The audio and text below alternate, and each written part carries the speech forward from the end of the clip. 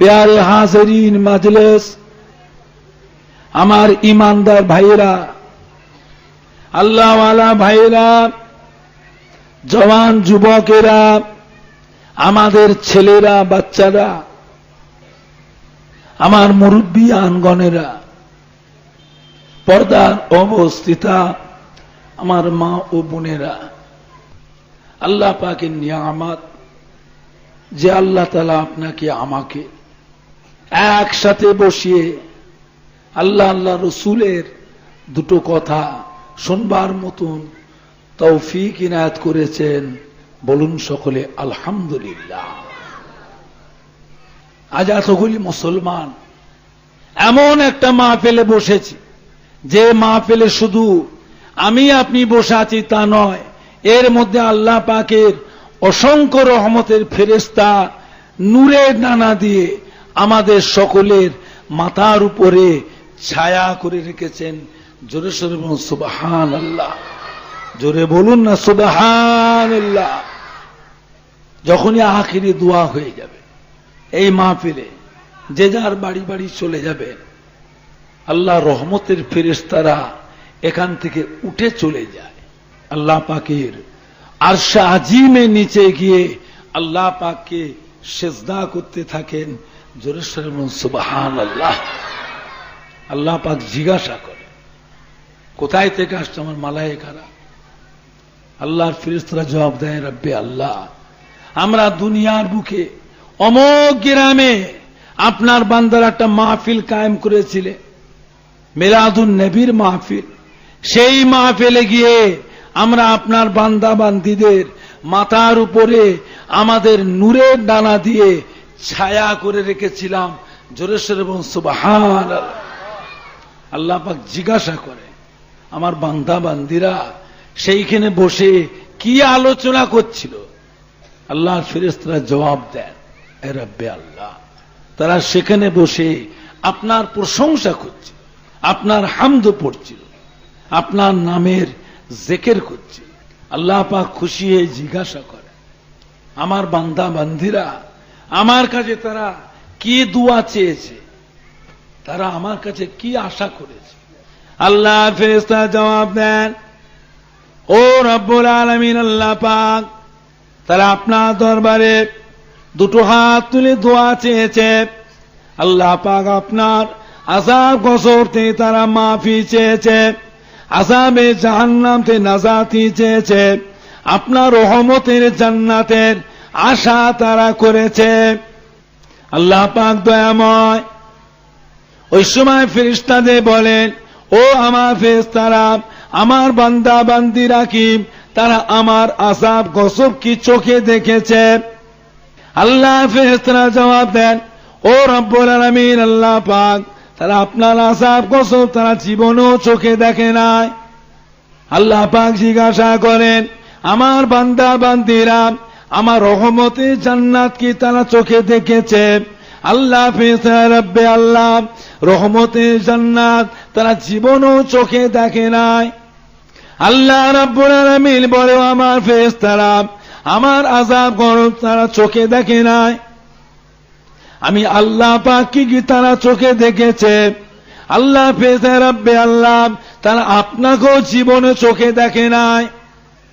আল্লাহ রাব্বুল আলামিন বলেন, ও আমার ফেরেশতারা, ও আমার মালায়েকারা, আমার বান্দা বান্দীরা আমাকে না দেখে বিশ্বাস করে আমার আযাব গজব তারা আমার আযাব গজবের ভয় করে, আমার জাহান্নামের তারা ভয় করে, আমার রহমতের জান্নাতের আশা করে।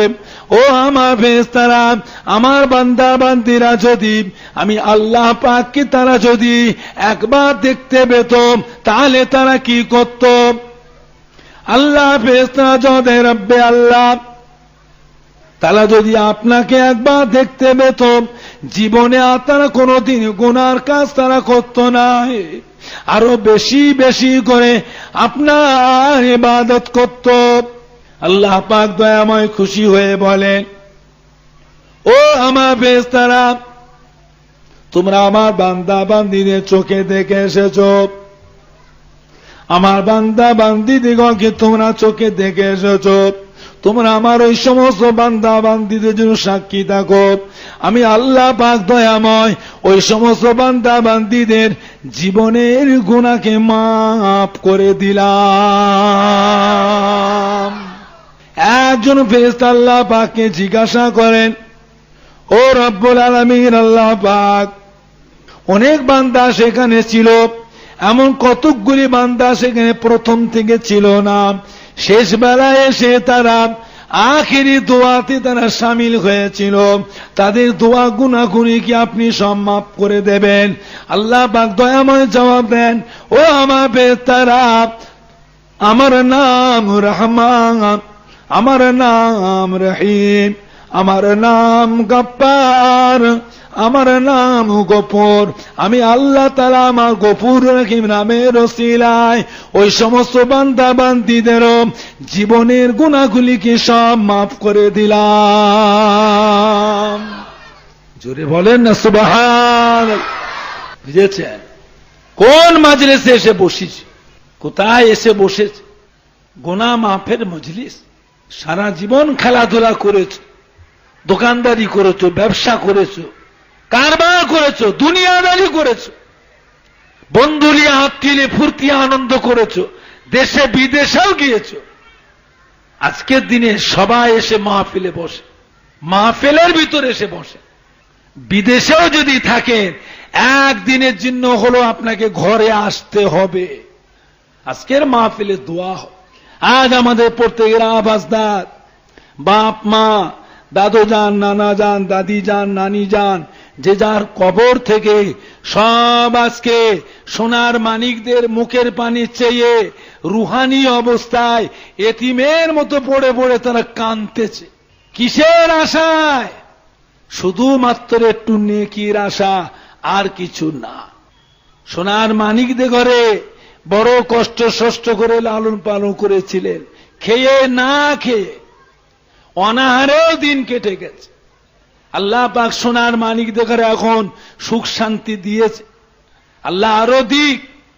কিন্তু একটা দিন, কষ্টের দিন চলে গিয়েছে, যেদিন সোনার মানিকদের মুখে আহার দিতে গিয়ে জনম দুঃখিনীদের খাওয়া হয়নি। সান্ত্বনা দিয়েছিল। নিরালায় নিরিবিলি নির্জম জায়গায় গিয়ে আল্লাহ পাকের দরবারে দুটো হাত তুলে চোখের পানি ফেলে কেঁদে কেঁদে দোয়া করেছিলেন। ও সোনার মানিকেরা, ও মা বাপের কলিজা টুকরারা, ও মা বাপের নয়নের পুতুলিরা, হায়াতে দুনিয়ায় কারো দোয়া পেয়েছেন কি না পেয়েছেন?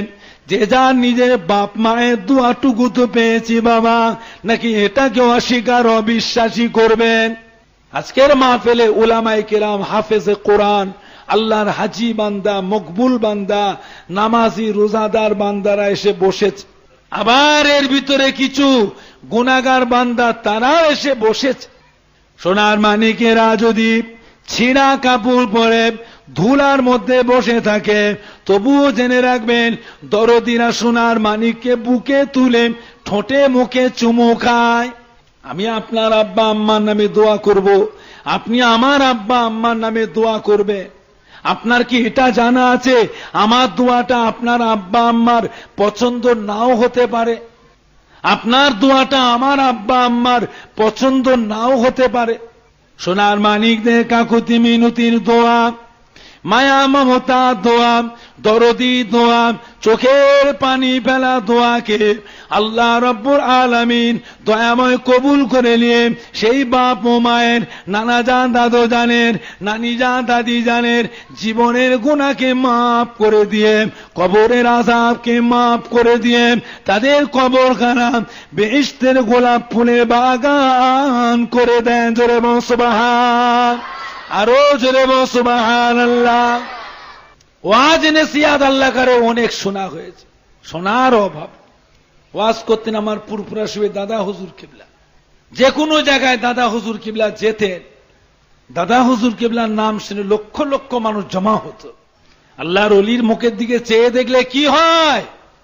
আপনার আমার জীবনে যত গুনাহ অঙ্গ প্রত্যঙ্গে যত গোনা, চোখের যত সেগিরা গোনা, মাথাতে পা পর্যন্ত যত সেগিরা গোনা, সমস্ত গোনাগুলি ওই জায়গার মাটিতে ঝরে ঝরে পড়ে যায়। আল্লাহর ওলি কামেল, উলামায়ে হাক্কানি পীরে কামেল বান্দা যদি রাস্তা দিয়ে হেঁটে হেঁটে যায়, ওই রাস্তার উপরে যদি কোনো কবরস্থান পড়ে যায়, কবরস্থানের পাশ দিয়ে হেঁটে চলে যায়, কিংবা কবরস্থানের পানে একবার চেয়ে দেখেন, কিংবা কবরস্থানের পাশে গিয়ে একটু দাঁড়িয়ে যায়, সূরা ফাতিহা শরীফ, সূরা ইখলাস শরীফ, দরুদ শরীফ তিলাওয়াত করেন, কোন কোন কবরবাসীর কবরের আযাব 40 দিন পর্যন্ত আল্লাহ পাক মাফ করে দেন। জোরে বলেন না সুবহানাল্লাহ, জোরে বলেন না সুবহানাল্লাহ। এমনি ছোটেন না, এটা আল্লাহ পাকের নিয়ামত। আল্লাহ যাকে নিয়ামত দিয়েছেন, সম্মান দিয়েছেন, মানবেন না? দাদা হুজুর পীর কিবলা ওয়াজ করতে করতে, বাবারা সবাই নামাজি হয়ে যাও, রোজাদার হয়ে যাও, দিনদার হয়ে যাও, পরেশগার হয়ে যাও, আল্লাহওয়ালা হয়ে যাও। খোদা না করে গুনাহগার ফাসেক হয়ে যদি মরো, কাফের হয়ে মরো না, আর নাজাত নাই। গুনাহগার ফাসেক হয়েও যদি মরো, জাহান্নামেও যদি যেতে হয়, একদিন না একদিন আল্লাহ পাক তোমাকে নাজাত দিয়ে দেবেন। জোরে বলুন সুবহান। আর ঈমান হারা হয়ে যদি মরে যাও, বেঈমান হয়ে যে মরে যাও, আর তোমার নাজাত নাই, চির জাহান্নামী, চির জাহান্নামী, চির জাহান্নামী হয়ে চলবে, আর তোমার নাজাত নাই। যারা আমল করেছিলেন তাদের দেখে শিক্ষা নেয়। আল্লাহ নবী দো জাহানের বাদশাহ জনাবে মুহাম্মদুর রাসূলুল্লাহ, সকলে বলুন না সাল্লাল্লাহু আলাইহি ওয়াসাল্লাম। 9 জনা 11 জনা বিবি, এক এক বিবির ঘরে আল্লাহর নবী এক এক রাতে আরাম করতেন, তাশরিফ রাখতেন। এক তারিখে আল্লাহ নবী তাশরিফ রাখলেন আম্মা জান হযরতে আয়েশা সিদ্দিকা রাদিয়াল্লাহু তাআলা আনহার ঘরে। পাক বিবির সঙ্গে বসে বসে কথাবার্তা বলছেন, পাক বিবির কাছে বসে বসে হাসি খুশি করছেন, কথাবার্তা হয়েছে, খোশ গল্প করছেন। এমন সময় মদিনার মসজিদে নববী শরীফে আযান হয়ে গেল। আযানের আওয়াজটা আল্লাহ নবীর মুবারক কানে যখনই পৌঁছালো, আযানের আওয়াজ পৌঁছানোর সাথে সাথে আল্লাহ নবীর চেহারা মুবারক খানা তাবদীল হয়ে গেল, পরিবর্তন হয়ে গেল। আম্মা জান হযরতে আয়েশা সিদ্দিকা রাদিয়াল্লাহু তাআলা আনহা ফরমাচ্ছেন, আল্লাহ নবী যেন আমাদের কাছে একটা অচেনা অপরিচিত মানুষ, আমরাও যেন আল্লাহ নবীর কাছে অচেনা অপরিচিত মানুষ। আল্লাহ নবী যেন আমাদের কেউ নয়, আমরাও যেন আল্লাহর নবীর কেউ নয়। মদিনার মসজিদে নববী শরীফের আযান শুনতে শুনতে আল্লাহ নবী আস্তে আস্তে পাক বিবির কাছে উঠে মদিনার মসজিদে নববী শরীফে দিয়ে রওনা হয়ে গেলেন। জোরে বল সুবহান, আরো জোরে বল সুবহানাল্লাহ। চিন্তা করে আমি আপনি কোথায়? মদিনার মসজিদে নববী শরীফে আযান হয়ে গেল। আল্লাহ নবী মদিনার মসজিদ নববী শরীফে অপেক্ষা করছেন, সাহাবায়ে কেরামরা আসবে, সবাইকে নিয়ে একসঙ্গে নামাজ পড়বো জামাত করে। সাহাবায়ে কেরামরা আসতে দেরি করলেন, দেরি করে এসে পৌঁছালেন। আল্লাহ নবী সাহাবায়ে কেরামদের দেখতে একটু বকাবকি করলেন, ও আমার সাহাবীরা এত দেরি কেন করলেন বাবা, এত দেরি কেন করলেন? আমি রাসূলুল্লাহ সাল্লাল্লাহু আলাইহি ওয়াসাল্লাম কখন থেকে আপনাদের জন্য বসে আছি, সবাইকে নিয়ে একসঙ্গে নামাজ পড়ব। এত দুনিয়াদারি কিসের, এত গাফলাতি কেন বাবা? আমি রাসূলুল্লাহ সাল্লাল্লাহু আলাইহি ওয়াসাল্লাম বেঁচে আছি, তাতে আপনার এরকম করছেন, আমি রাসূলুল্লাহ যদি ইন্তেকাল হয়ে যাব তখন আপনার কি করবেন? দেরি করে এসেছে হযরতে আবু বকর সিদ্দিক রাদিয়াল্লাহু তাআলা আনহু। আল্লাহ নেই বলে বাবাজি আবু বকর আজকে আপনিও দেরি করলেন। হযরতে আবু বকর সিদ্দিক বলছে, ইয়া রাসূলুল্লাহ, ইয়া হাবিবাল্লাহ, বেয়াদবি মাফ করুন, আমি ইচ্ছাকৃতভাবে দেরি করি নাই, আমার দেরি হওয়ার যথেষ্ট কারণ আছে। ইয়া রাসূলুল্লাহ, ইয়া হাবিবাল্লাহ, আমি আবু বকর সিদ্দিক, আমার পরনার কাপড় নাই, একটাই মাত্র কাপড় এমন জীর্ণ হয়ে গিয়েছে, এমন ছিঁড়ে গিয়েছে যে কাপড়টা পরে আমার বাইরে বেরোবার মতো ছিল না। ঘরের ভিতরে ঢুকে খাজুরে গাছে পাতা দিয়ে বসে বসে সেলাই করছিলাম। সেলাই করতে করতে আমার দেরি হয়েছে। সেই কাপড় পরে আমি আবু বকর সিদ্দিক আজ মদিনার মসজিদে নববী শরীফে নামাজ পড়তে এসেছি। জোরে বল সুবহান, আরো জোরে বল সুবহানাল্লাহ, জোরে বলেন না সুবহানাল্লাহ। চিন্তা করে আল্লাহ নবী হযরত আবু বকর সিদ্দিকের কথা শুনে আর কিছু বললেন না। হুজুর আস্তে আস্তে গিয়ে ইমামতির জায়গায় গিয়ে দাঁড়ালে, সমস্ত সাহাবায়ে কেরামরা গিয়ে হুজুরের পিছনে গিয়ে সব জামাতে শামিল হয়ে গেল। কি গো, আল্লাহ নবী বকেছিলেন বলে সাহাবায়ে কেরামরা কি মনে দুঃখ পেয়েছিলেন? তারা মন খারাপ করে সরে গেছিলেন? আল্লাহ নবীর দিক থেকে মুখ ফিরিয়ে নিয়েছিলেন? একটাও সাহাবার কথা প্রমাণ দিতে পারবে? হুজুরের বকাটা, তম্বি করাটা, সেটা আমাদের জন্য ভালো না খারাপ? কথা বলেন। হুজুর ইমামতি থেকে দাঁড়িয়েছে, সবাই গিয়ে হুজুরের পিছনে জামাতে শামিল হয়ে গিয়েছেন। জোরে সোরে বলুন সুবহানাল্লাহ। নামাজ হয়ে গেল। সালাম ফিরবার পরে নামাজ থেকে ফারেগ হলেন। এক তারিখে রাতে জিবরাইল আমিন আলাইহিস সালাম আল্লাহ নবীর দরবারে হাজির হয়ে গেলেন। আসসালামু আলাইকা ইয়া রাসূলুল্লাহ, ইয়া হাবিবাল্লাহ। আল্লাহ নবী সালামের জবাব দিয়ে জিজ্ঞাসা করেন, জিবরাইল কি খবর? হযরত জিবরাইল সাহেব, ইয়া রাসূলুল্লাহ, ইয়া হাবিবাল্লাহ, আমি আপনার সঙ্গে একটু দেখা করতে এসেছি, মোলাকাত করতে এসেছি। বসেন। সাহাবায়ে কেরামরা সবাই আল্লাহ নবীর দরবারে বসে বসে, দাঁড়িয়ে দাঁড়িয়ে, বসে বসে হযরত জিবরাইল আসলামের মুখের দিকে চেয়ে চেয়ে দেখছেন। জোরে বলেন না সুবহানাল্লাহ, জোরে বলুন না সুবহানাল্লাহ। কি গো, আল্লাহর ফেরেশতা আমি আপনি কেউ দেখেছি? এতগুলি মুসলমান এখানে বসে আছে, বলতে পারবে তাহলে আল্লাহর ফেরেশতা আছে না এটা মিথ্যে কথা? আল্লাহ নবী দোজানে বাদশাহ হযরত জিবরাইল আসলামের কথাবার্তা বলছেন। কথাবার্তা বলতে বলতে এমন হুজুরের লক্ষ্য নজর পড়ে গিয়েছে হযরত জিবরাইল আসলামের পরনার বস্ত্রের দিকে। অমনি জিজ্ঞাসা করলেন, ও ভাই জিবরাইল আসলাম, আজকের দিন আপনার পোশাক এরকম দেখছি কেন, কি ব্যাপার?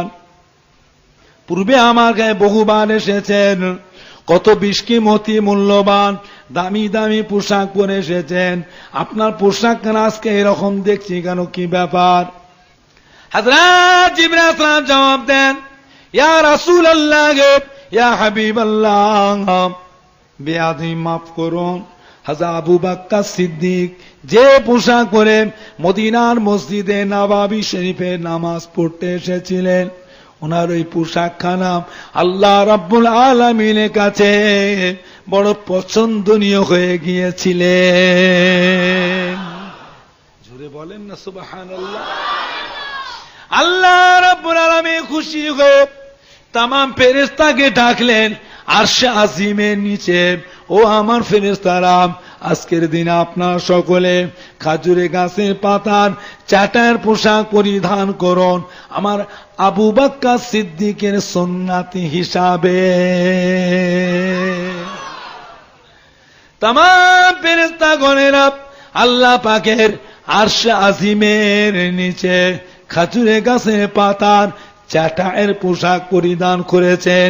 আমার আল্লাহ পাক দয়াময় খুশি হয়ে আমি জিবরাইলকে ডেকে বললেন, ও হযরত জিবরাইল ইসলাম, যান এখনই দুনিয়াতে চলে যান, এই পোশাক পর অবস্থা একবার দুনিয়াতে চলে যান, মদিনা শরীফে গিয়ে আমার হাবিবের সঙ্গে একটু গিয়ে দেখা সাক্ষাৎ করে আসেন, হাবিবের সঙ্গে একটু গিয়ে মোলাকাত করে আসেন। ইয়া রাসূলুল্লাহ, ইয়া হাবিবাল্লাহ। তাই আজকের দিনে হুজুরের দরবারে খাজুরে গাছের পাতার চাটায়ের পোশাক পরিধান করে হুজুরের সঙ্গে একটু মোলাকাত করতে এসেছি। জোরে বল সুবহানাল্লাহ, আরো জোরে বল সুবহানাল্লাহ। আল্লাহ পাকের কাছে পছন্দনীয় হয়েছিলেন। দুনিয়ার মানুষ কে কি ভাববে, কে কি মনে করবে, সে মাথাই ছিল না। একটাই চিন্তা ছিলেন, আল্লাহ পাককে কে খুশি করতে পারি, আল্লাহ পাককে কে কত বেশি খুশি করতে পারি, এই ছিল তাদের মধ্যে প্রতিযোগিতা। তাই চিরকাল দুনিয়ায় থাকবার জন্য আল্লাহ পাক কাউকেই পাঠাননি, সে আমি বলি আর আপনি বলেন। হযরতে আজরাইল আলাইহিস সালাম, তিনি সবার জান যিনি কবজ করে, তিনি নিজেও কি মওত থেকে রেহাই পাবেন? শেষের বেলায় আল্লাহ পাক জিজ্ঞাসা করবেন, খবর কি ও হযরত আজরাইল ইসলাম, খবর কি? রব্বে আল্লাহ, আর কিচ্ছু নাই, সব শেষ, ফাঁকা হয়ে গেছে। আল্লাহর ফেরেশতাদের জানো হযরত আজরাইল ইসলাম কবজ করবে। হযরত জিবরাইল ইসলাম, হযরত মিকাইল আলাইহিস সালাম, হযরত ইসরাফিল আলাইহিস সালামের জান হযরত আজরাইল ইসলাম কবজ করবে। শেষের বেলায় আল্লাহ পাক জিজ্ঞাসা, আজরাইল ইসলাম খবর কি? আল্লাহ রাব্বুল আলামিন, আর কিচ্ছু নাই। তাই এবারে আপনারটাই বা কেন বাকি থাকে? এবার কে আছে? আমি আল্লাহ আছি আর আপনি আজরাইল ইসলাম আছেন, তা আপনারটাই বা কেন বাকি থাকে? হযরত আল্লাহ পাক, আমার জন্য রেহাই হবে না, হবে না। ও আল্লাহ রে, তাই আমি যদি জানতাম এত বড় কঠিন ব্যাপার, তা আমি কি এই কঠিন দায়িত্ব কি আমি নিজে হাতে নিতাম? কোনো কথা নাই, আমি আল্লাহ পাক আমার হুকুম। হযরত আজরাইল ইসলাম নিরুপায় হয়ে যাবেন, নিরাশ হয়ে যে জার জার হয়ে কাঁদতে থাকবেন, জার জার হয়ে কাঁদতে থাকবেন। হযরত আজরাইল ইসলাম ৭তম আসমান ৭তম জমিন ছুটোছুটি ছুটোছুটি ছুটোছুটি ছুটোছুটি করবেন। হযরত আজরাইল কান্না দেখে আল্লাহ পাক দয়াময় রহমতের দরিয়া জোশ মেরে দেবেন। আল্লাহ পাক দয়াময় বলবেন, ও হযরত আজরাইল ইসলাম, ওই রকম করে আপনি কাঁদবেন না। ও হযরত আজরাইল ইসলাম, ওই রকম করে আপনি কাঁদবেন না। আপনি এক কাজ করেন, আমি আল্লাহ পাক আমার নাম মোবারকটাকে আপনার ডান হাতে লিখেলেন। আপনার ডান হাতে আমি আল্লাহ পাক আমার নাম মোবারকটা লিখে নিয়ে নিজের চোখে আপনি দেখতে থাকুন, দেখবেন আপনার রুহুটা আমি আল্লাহ পাক আমার নামের আশেক হয়ে আপনার হাতের মধ্যে চলে আসবে। হযরত আজরাইল আলাইহিস সালাম তিনার ডান হাতে আল্লাহ রাব্বুল আলামিন নাম মোবারকটা লিখে নেবেন। নাম মোবারকটা লিখে নিয়ে নিজে চোখে দেখতে থাকবেন। হযরত আজরাইল ইসলামের রূহ আল্লাহ রাব্বুল আলামিনের নামের আশেক হয়ে হযরত আজরাইল ইসলামের হাতের মধ্যে চলে আসবে। জোরে বল সুবহান। হযরত আজরাইল ইসলামের হাতের মধ্যে যতক্ষণ হযরত আজরাইল ইসলামের রূহটা থাকবে, হযরত আজরাইল ইসলাম জীবিত থাকবেন। নিজে হাতে করে নিজের রূহ মুবারকটাকে আল্লাহ রাব্বুল আলামিন কুদরতি হাতে জমা করে দেবেন, সঙ্গে সঙ্গে ইন্তেকাল হয়ে যাবে। মরণ একদিন হবে, মরে যাব, মরে যাবে। যাবার আগে চিন্তা করুন কি নিয়ে যাব। আমাদের সাথে যাবে কি? যাবে আমাদের ঈমান। জোরে বলুন আল্লাহুম্মা আমিন। আর আমাদের সাথে যাবে কি? যাবে আমাদের নেক আমাল। জোরে বলুন ইনশাআল্লাহ। আল্লাহ পাক আপনাকে আমাকে ঈমান আমাল কায়েম রাখুন, ঈমান আমালের সঙ্গে মরণ নসিব করুন। আল্লাহ পাক আমাদের সকলকে খাতেমা বিল খায়ের নসিব করুন। জোরে বলুন আল্লাহুম্মা আমিন। যারা আমল করেছিলেন তাদের দেখে শিক্ষা নেন। একজন সাহাবা এসে আল্লাহর নবী দরবারে হাজির হয়ে গেলেন। আসসালামু আলাইকা ইয়া রাসূলুল্লাহ ইয়া হাবিবাল্লাহ। আল্লাহ নবী সালামে জবাব দিয়ে জিজ্ঞাসা করে, বাবা সাহাবা কি খবর? সাহাবা হুজুর বলে, ইয়া রাসূলুল্লাহ ইয়া হাবিবাল্লাহ, আমার মনের মধ্যে একটা কথা উদয় হয়েছে, সেই কথাটা আপনাকে জানবার জন্য এসেছি হুজুর। কি কথা বাবা? সাহাবা হুজুর, ইয়া রাসূলুল্লাহ ইয়া হাবিবাল্লাহ, কিয়ামত কবে হবে? আল্লাহ নবী জবাব দিয়ে, বাবা সাহাবা, কিয়ামত একদিন হবেই হবে। কবে হবে? আল্লাহু আলিমুল গায়ব, আল্লাহ পাক ছাড়া কেউ জানেন না। ও বাবা সাহাবা, দুনিয়ায় বসে কঠিন কিয়ামতের সেই দিনের চিন্তা আপনার মনের মধ্যে উদয় হয়েছে, সেই দিনের কথা আপনার মনে পড়ে গিয়েছে। দুনিয়ায় বসে কঠিন কিয়ামতের চিন্তা, সেই দিনের ভাবনা আপনার মনের মধ্যে এসেছে। সেই দিন বাঁচবার জন্য, সেই দিন নাজাত পাওয়ার জন্য, আল্লাহ রাব্বুল আলামিনের সম্মুখ থেকে পার হয়ে যাওয়ার জন্য কতটা কি আমল করেছো বাবা, কি কি ইবাদত করেছেন বাবা? সাহাবা হুজুর বলে, ইয়া রাসূলুল্লাহ ইয়া হাবিবাল্লাহ, বেয়াদবি মাফ করুন, আমি আপনার একজন নগণ্য গরিব একজন সাহাবা, বেশি কিছু আমল করতে পারি না। ইয়া রাসূলুল্লাহ ইয়া হাবিবাল্লাহ,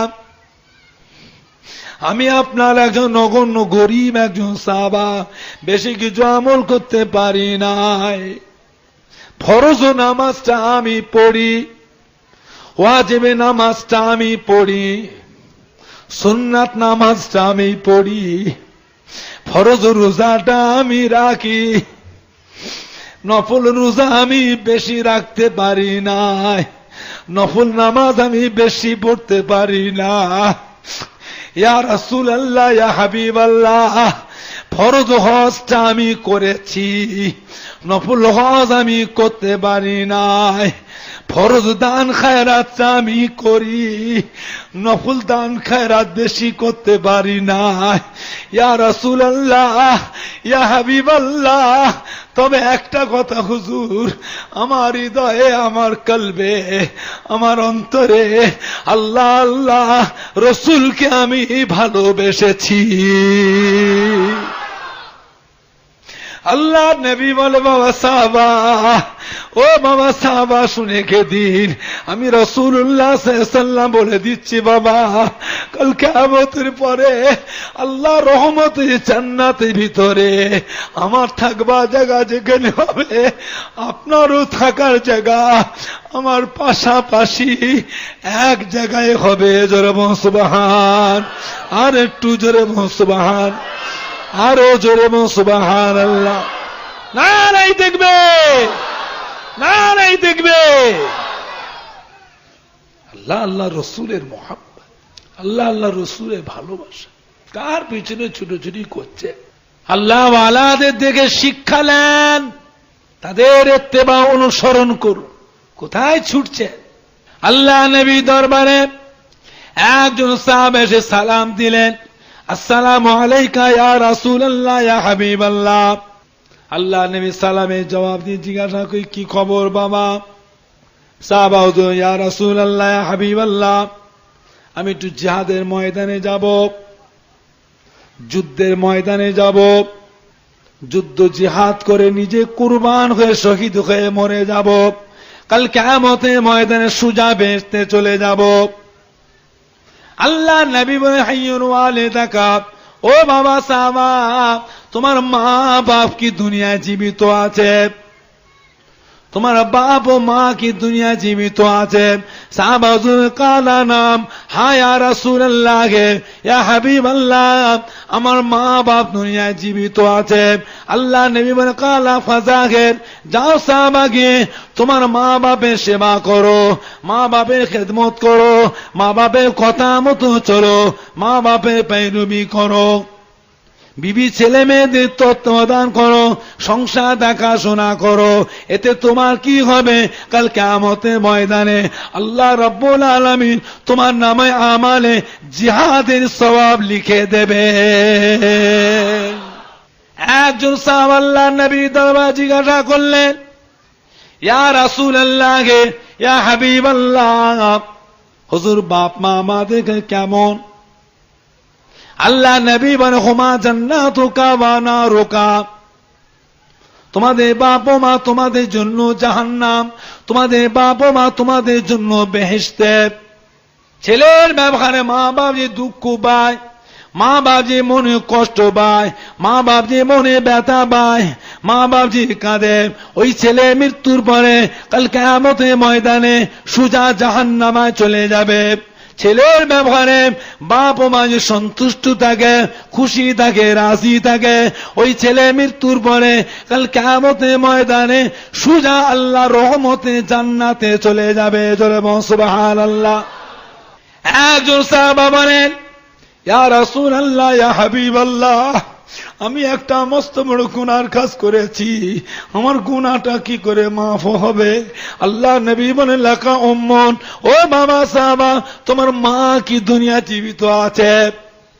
সাহাবা ওই সময় কাদু কাদু মুখখানা নিয়ে চোখ দুটা ছলছল করে কালা আল্লাহ, ইয়া রাসূলুল্লাহ, ইয়া হাবিবাল্লাহ, আমার আম্মা জান দুনিয়াতে জীবিত নাই, মা আমার ইন্তেকাল হয়ে গিয়েছেন। আল্লাহ নবী বলে কালা লাকা খালাকুন, ও বাবা সাহাবা, তোমার মায়ের বোন খালা সে কি তোমার দুনিয়ায় জীবিত আছে? সাহাবা বলে কালা নাম, হ্যাঁ ইয়া রাসূলুল্লাহ, ইয়া হাবিবাল্লাহ, আমার আম্মা জানের বোন খালা আম্মা জান দুনিয়াতে জীবিত আছে। আল্লাহ নবী বলে কালা ফামিনহা, যাও সাহাবাকে তোমার খালার সেবা করো, খালার খেদমত করো, খালার কথা মতো চলো, খালার पैरवी করো। এতে তোমার কি হবে? আল্লাহ রাব্বুল আলামিন তোমার অত বড় গুনাহকে মাফ করে দেবে। ও ছেলেরা, ও জওয়ানেরা, ও যুবকেরা, মায়ের বোন খালা তার সেবা করলে, তার খেদমত করলে, তার पैरवी করলে, কথা মতো চললে, যদি আল্লাহ রাব্বুল আলামিন আপনার আমার জীবনের অত বড় গুনাহকে মাফ করে দেন, না জানি নিজেদের জন্ম দুঃখিনী মা, গর্ভধারিণী মা, জন্মদাতা বাপ, তাদের সেবা যত্ন করলে, তাদের খায় খেদমত করলে, তাদের पैरवी করলে, কথা মতো চললে, আল্লাহ রাব্বুল আলামিন আপনার আমার জীবনের কত বড় বড় পাহাড় পাহাড় গুনাহ কিনা মাফ করে দিতে। সেই মা বাপ চোখের পানিতে দিন রাত কাটছে। মা আছে বুঝুনি বাবা, মা চলে গেলে বুঝবে। ও ময়দানেরা, বাপ ও মা ছেলের ব্যবহারে মনে কষ্ট দুঃখ পেও, তবু আল্লাহ পাকের গায়ে বদদোয়া করে না, চোখের পানি ফেলে কেঁদে কেঁদে ছেলেদের জন্য আল্লাহ পাকের দরবারে দোয়া করে। জোরে বল সুবহান, আরো জোরে বল সুবহানাল্লাহ। ছেলেরা যাও, চলে যাও, মা বাপের পায়ে হাতে মাপ চেয়ে নাও, মায়ের পা দুটা জড়িয়ে ধরো, বাপের পা দুটা জড়িয়ে ধরো, কাউকে সাথে করে নেবে না, বোন বলো, বোনাই বলো, ভাবি বলো, বউ বলো, বন্ধু বলো, কাউকে সাথে করে নেবে না। তুমি একা তোমার আম্মার ঘরে যাও, তোমার আম্মার পা দুটা তুমি একা গিয়ে ধরো, তোমার আব্বার পা দুটা তুমি একা গিয়ে ধরো, তোমার আম্মার মনের রাগটা তোমাকে দেখে মিটিয়ে লিখ, তোমার আব্বা মনের দুঃখটা তোমার ওপর দিয়ে মিটিয়ে লিখ। এটুকু মনে রেখে দিও বাবা, বাপ মা তোমাকে দুঘা মারলে মারতে পারে, এটা তুমি মনের উপর ভরসা রেখো, বিশ্বাস রেখো, মা বাপ তোমাকে একেবারে জানে মেরে ফেলবে না। ও ছেলেরা, মা বাপের পা দুটা জড়িয়ে ধরুন, ওপর হয়ে পড়ে কাঁদতে থাকুন। আম্মা জান, গোস্তাকি করেছি আম্মা, আব্বা জান অন্যায় করেছি, আমাকে মাফ করে দেন। বাপা বড্ডা দুঃখ পেয়েছে, বড্ডা মনের কষ্ট পেয়েছে, তোমাকে যে ঠেলে যে সরিয়ে যায় তা দূর হয়ে যা, তুই আমার কাছ থেকে সরে যা, তুই আমার সামনে আসবি না, তুই আমার কাছে আসি, মুখের সামনে আসিনি, দূর হয়ে যা। তবুও তুমি মনে রেখো, মা বাপকে ছেড়ে তুমি সরে যেও না। পা দুটা জড়িয়ে ধরো।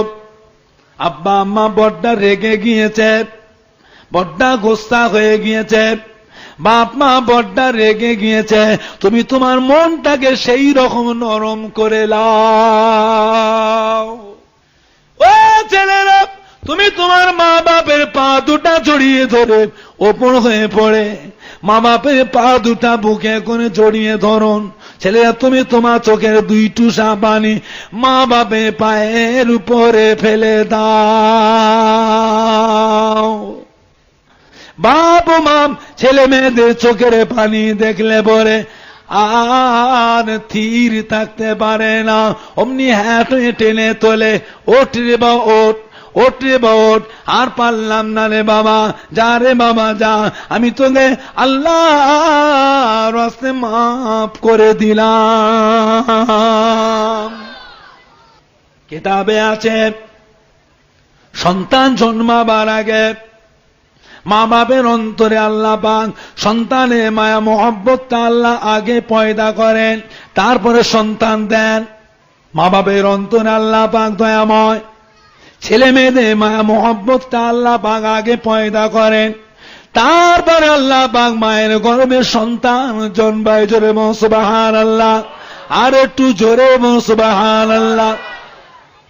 ও মায়ের জানেরা, তোমার ব্যবহারে মায়ের চোখের পানি পড়ে গিয়ে, বাপের চোখের পানি পড়ে গিয়েছে, তুমি মা বাপের গায়ে মাপ চাও নাই, নানান কাজে ব্যস্ত, 5 জায়গায় ঘোরো, 5টা ছেলে বলে চলাফেরা করো, ওটা বসা করো, 5 জায়গায় যা আসা করো, 2 দিন 4 দিন পার হয়ে গেলে মাপ চাওয়া হলো না, মাপ চাওয়ার ইচ্ছা থাকা সত্ত্বেও মাপ চাওয়া হয় নাই। সেই মা বাপ সমাজের বুকে অনেকেরই বেঁচে নাই, আজ তারা কবরে শুয়ে আছে। বাপ ও মা মনে দুঃখ কষ্ট নিয়ে কবরে শুয়ে সোনার মানিকের মুখের পানেই তারা চেয়ে থাকে। ও ছেলেরা, যান চলে যান, মা বাপের কবরটা ধারে চলে যান, মা বাপের কবরে ধারে গিয়ে তেলাওয়াত করুন। আল্লাহ নবী ফরমাতে, বাবারা তুমি তোমার মা বাপের কবরটা ধারে চলে যাও, যাও ছেলে তুমি গোসল করে নাও, সুন্দর একটা জামা কাপড় পরে, সুন্দর টুপি মাথায় দিয়ে মা বাপের কবরটা ধারে চলে যাও। মা বাপের কবরে ধারে গিয়ে কবরের কাছে গিয়ে দাঁড়াও, কবরের লাগালাগি গিয়ে দাঁড়াও, কবরের কাছে গিয়ে দাঁড়িয়ে সূরা ফাতিহা শরীফ, সূরা ইখলাস শরীফ, দরুদ শরীফ তিলাওয়াত করে মা বাপের রুহু পাকে সওয়াব রেসানি করে দাও, নেকিটা বকশে দাও। আল্লাহ নেকওয়ার ছেলেরা, তুমি তোমার মা বাপের কবরের কাছে কেঁদে কেঁদে দোয়া চাও, কেঁদে কেঁদে মুনাজাত করো। ছেলে মেয়েরা মা বাপ হায়াতে থাকাকালে চোখের পানি দেখলে বলে, ছেলে মেয়েদের চোখের পানি দেখে বাপ ও মা আর স্থির থাকতে পারে না। ছেলেরা নতুন জামা কাপড় পরে মা বাপের কাছে আসলে, বসলে, খেলা করলে মা বাপের কাছে বসে মনে খাচ্ছে, গল্প করছে। ছেলে মেয়েদের নতুন জামা কাপড় দেখে মা বাপের মনটা বড় খুশি হয়ে যায়। আল্লাহ নেই ফরমাতে, বাবারা তুমি তোমার মা বাপের কবরটা ধারে গিয়ে কেঁদে কেঁদে দোয়া চাও, কেঁদে কেঁদে মোনাজাত করো। আল্লাহ নবী ফরমাতে, বাবারা বাবারা আল্লাহ পাক দয়াময়, দয়া করে তিনি রহমতের ফেরেশতাদের দ্বারায় তোমার মা বাপের কাছে মাপ চাইয়ে দেবেন। আল্লাহ নেই ফরমাতে, বাবারা যদি কোনো ছেলে জুম্মা দিনে জুমার নামাজটা পড়ে, জুম্মা দিনে জুমার নামাজটা পড়ে মা বাপের কবরটা ধারে গিয়ে দাঁড়ায়, মা বাপের কবরটা জিয়ারত করে, সূরা ফাতিহা শরীফ, সূরা ইখলাস শরীফ, দরুদ শরীফ তিলাওয়াত করে, মা বাপের রুগে সব রেসানি করে দেয়।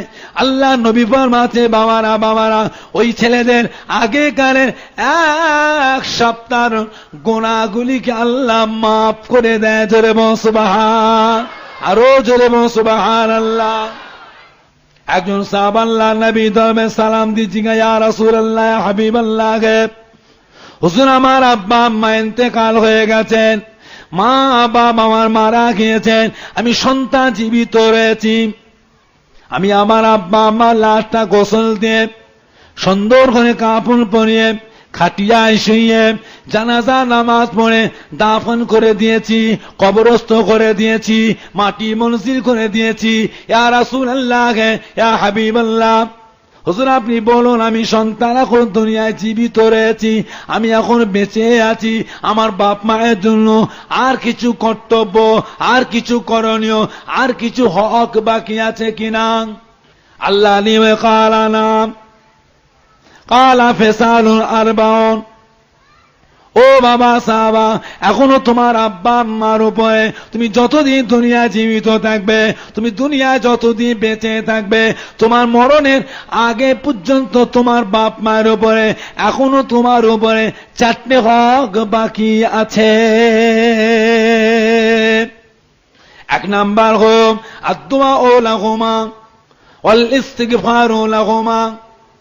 তুমি সন্তান তোমার বাপ মায়ের জন্য আল্লাহ পাকের দরবারে দোয়া খায়ের চাওয়া, মা বাপের নামে সবরেসানি করা, মিলাদ শরীফ করা, মসজিদের ইমাম সাহেব, হাফেজ সাহেব, মুসল্লি দাওয়াত করে নিয়ে এসে বাড়িতে মিলাদ শরীফ দেওয়া, কোরআন খানি করা, মা বাপের নামে রমজান শরীফ মাসে রোজাদার বান্দা বান্দি দিগকে দান করা, বস্ত্র বিতরণ করা, গরিব দুঃখী দিগকে দান করা, মসজিদ মাদ্রাসায় দান করা, হাফেজ দাওয়াত করে নিয়ে এসে সাবিরা খতম দেওয়া, সব রেসানি করা, মা বাপের কবরটা জিয়ারত করা, আল্লাহ পাকের দরবারে দোয়া চাওয়া। তুমি সন্তান তোমার বাপ মায়ের নামে আল্লাহ পাকের দরবারে মা বাপের জন্য আল্লাহ পাকের দরবারে মাফি চাওয়া। এ সমস্ত কাজ করলে কি হবে? এ সমস্ত কাজ করতে করতে আল্লাহ রাব্বুল আলামিন তোমার আব্বা আম্মার জীবনের গুনাহকে মাফ করে দিয়ে, কবরের আযাবকে মাফ করে দিয়ে তাদের কবরখানা বেহেশতের গোলাপ ফুলের বাগান করে দেয়। জোরে বল সুবহান, আরো একটু জোরে বল সুবহান, আরো জোরে বল সুবহানাল্লাহ। এখন আপনারা বলেন, নাজাত দেবার মালিক কে? দোয়া কবুল করবার মালিক কে? ওই আখিরি জামানার ইমাম, না আখিরি জামানার মলি সাহেব, না পীর সাহেব, না বক্তা, না হাফেজ সাহেব? নাজাত দেবার মালিক কে? আল্লাহ যখন মালিক, কবুল করো মালিক তিনি, তা আপনার আমার চাইতে অসুবিধাটা কোথায়? হায়াতে দুনিয়ায় যে ব্যক্তি একবার আল্লাহ রসুলের দিদার পেল, ওই অবস্থায় ঈমানে সে মরে যায়, ওই শরীরটার উপর আল্লাহ পাক 7টা জাহান্নাম হারাম করে দিয়েছে। জোরে বল সুবহান, আরো জোরে বল সুবহানাল্লাহ। দাদা হুজুরের সিলসিলার মুরিদ বলে দাবি করছেন, কিয়ামতের দিনে দাদা পীরের কাতারে দাঁড়াবেন না? দাঁড়াবেন না? এই কথা বলছেন না কেন? দাদা পীর চোখে দেখেছো? তোমার আব্বা দাদুরা দেখেছে, নানারা দেখেছে, খালুরা দেখেছে। সেই যুগে আলেম ছিল না? না পীর সাহেব ছিল না? অনেক ছিল। এখন খালি দেখছো হয়েছে? না না, দাদা হুজুরের যুগেও অনেক ছিল। কিন্তু আপনাদের আব্বা দাদুরা ধরেছিলেন ফুরফুরা শরীফের দাদা পীরকে। যে চোখে দাদা পীরের মুখ দেখেছে সেই চোখে আর কারোর মুখের দিকে চেয়ে দেখে না। কি কথা ঠিক বলছি না মিথ্যা বলছি ভাইজান? তাই আজও তো টিকে আছে, কত বাধার ভিতর দিয়ে, কত বিরোধিতার ভিতর দিয়ে, তবু তো মানুষ এখনো আছে। কি ভাই আছে না নাই? দাদা পীরকে মহব্বত করো, আল্লাহর রহমতের জান্নাতে এক বেহেশতে থাকবেন না? থাকবেন না? জোরে বলুন ইনশাআল্লাহ। জোরে বললেন না ইনশাআল্লাহ?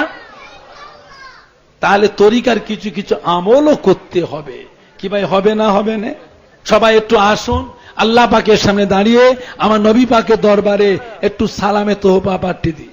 সবাই একটু আসেন, সালাম পড়িয়া নবী। তারা আল বাদর আলাইনা মিন সানিয়াতিল বিদাই ওয়াজাবা শুকরু আলাইনা মাযা লিল্লাহ হেদাই ইয়া নবী সালাম ইয়া রাসূল সালাম ইয়া হাবিব সালাম আলাইহি